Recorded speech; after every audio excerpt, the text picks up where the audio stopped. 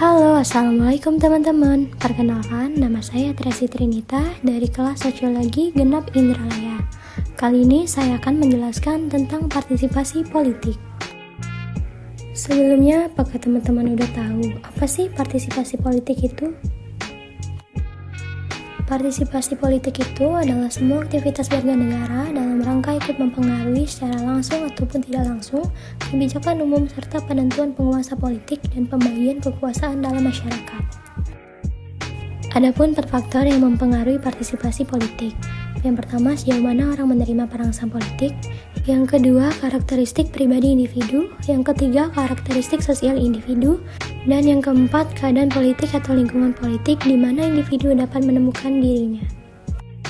Selanjutnya, saya akan memberitahu teman-teman tujuan dan fungsi partisipasi politik. Menurut Budiarjo tahun 2008, partisipasi politik bertujuan untuk mempengaruhi proses-proses politik dalam menentukan pengambilan kebijakan yang dilakukan oleh pemerintah.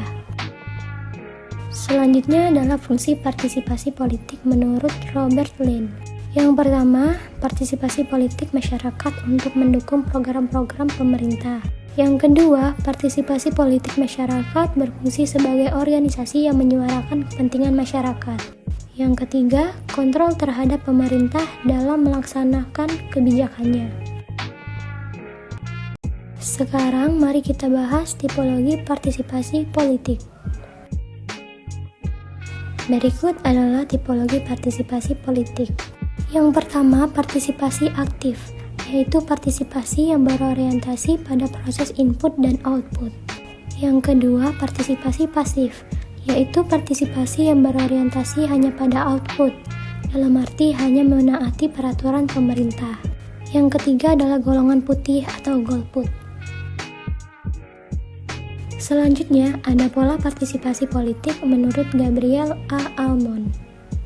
Yang pertama adalah pola konvensional, yaitu bentuk partisipasi yang umum dan lazim.